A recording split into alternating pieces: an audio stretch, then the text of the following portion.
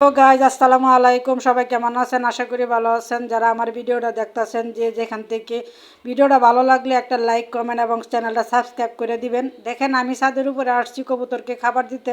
অনেকক্ষণ ধরে কবুতরগুলোকে খাবার দেওয়া হইতেছে না, তাই আমারে দেখে ওরা মনে করুন একদম মানে মানে বোঝায় যায় যে মানে ওরা বুঝতেছে যে আমি ওদের জন্য খাবার নিয়ে এসেছি। মানে এই অবস্থা, ওরা একদম স্ট্রিট আমার সামনে দাঁড়ায় আছে। শুরুতে আপনারা দেখতে পাচ্ছেন। আর এখন আমার কবুতরগুলো খাবার খাইতেছে। আর ওরা তো জানেনি, কবুতর প্রেমী যারা আছেন তারাই বুঝেন কবুতরকে কত ভালোবাসেন। আমার মানে আমার ভালোবাসার জিনিসগুলো হচ্ছে কবুতর, হাঁস, মুরগি, মানে এইগুলো হচ্ছে আমার যে ছোট্ট খামারে যে কতগুলো পশু প্রাণী আছে, এগুলো হচ্ছে আমার ভালোবাসার জিনিস। কবুতরের পাত্রে কোনো পানি নাই, তাই ওদের জন্য একটু পানি নিয়ে আসলাম। মানে কবুতরের আমি সবসময় মাল সাথে পানি দিই, কেন জানেন? আমি মাল সাথে পানি দিলে পানিটা ঠান্ডা থাকে, যেহেতু এখন ইদানিং কয়েকদিন ধরে অনেক রোদ উঠতেছে, এই জন্য আমি মালসার মধ্যে পানি দিই। আর কবুতরে গোসলের জন্য আমি একটা আলাদা একটা বাসন আছে, ওইটার মধ্যে দিই, ওইটা ওরা গোসল করে। আর ওইটার মধ্যে এখন আমি এই পানিটা নিয়ে পানিটার মধ্যে আমি একটু কিছু মেডিসিন ইউজ করব, মানে কবুতরের যে ক্যালসিয়াম হয়তো ভিটামিন, কিছু ভিটামিন আছে, এটা এখন আমি কবুতরের মধ্যে দিয়ে দিব। আর কবুতরগুলো যেন অনেক ছটফট করতেছে, যেহেতু অনেক দিন মানে অনেকক্ষণ ধরে প্রায় দুই ঘন্টা হয়ে গেছে কবুতরের কাছে আইসা কবুতরকে খাবার দেই না।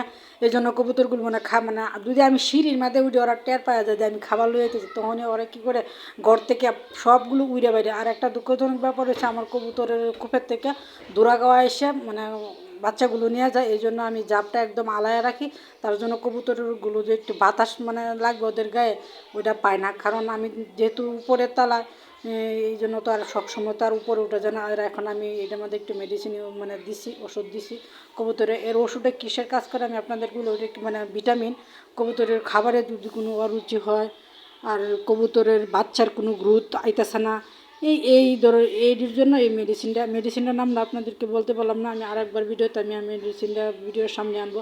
আর আমার কূপে কতগুলো বাচ্চা আছে, এখানে এক জোড়া আছে, প্রায় 6-7 জোড়া কবুতরের বাচ্চা আছে। আর দোরা কাবাব প্রায় 2 জোড়া কবুতর খায় ফেলাইছে অলরেডি। আর আমি আপনাদের কাছে আমার একটাই অনুরোধ, আপনারা যদি আমাকে ভালোবাসেন, পারলে চ্যানেলটা সাবস্ক্রাইব করে দিবেন।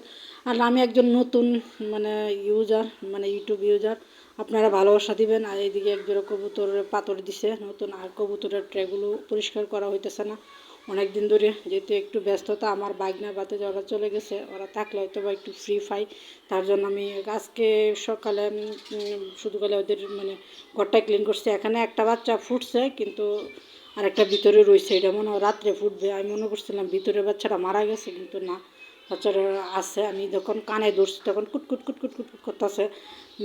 ডিমের ভিতরে যখন বাচ্চা ফুটে আসবে, তখন কিন্তু বোঝা যায় যে বাচ্চা এটার ভিতরে আছে কি না, কিন্তু বোঝা যায় কুটকুট করে, মানে পুরো অবস্থা। আর এখানে দেখেন এক জোড়া বড় হয়েছে প্রায়, আর নিচেও একটা আছে, মানে তিনটা কুকুরের মধ্যে একটা একটা করে আছে। আর আমার একটা মানে এই জন্য আমার ভিডিওটা আপনাদের কাছে ভালো লাগলে দেখবেন, ধৈর্য সহকারে আবারও বলছি। আর পারলে চ্যানেলটা সাবস্ক্রাইব করে দিবেন, কারণ এগুলো তো আর জোর করে হয় না। আমার ভিডিও ভালো লাগলেই করবেন, ভালো লাগলেই ভালোবাসা দিবেন। সবাই ভালো থাকেন, সুস্থ থাকেন, আল্লাহ হাফেজ, টাটা। আর আমার ভিডিওগুলো দেখতে থাকেন। ওকে, ভিডিওটা একটু লম্বা ভিডিও করছি, এই জন্য মানে দিন প্রতিদিন লম্বা ভিডিও করি না।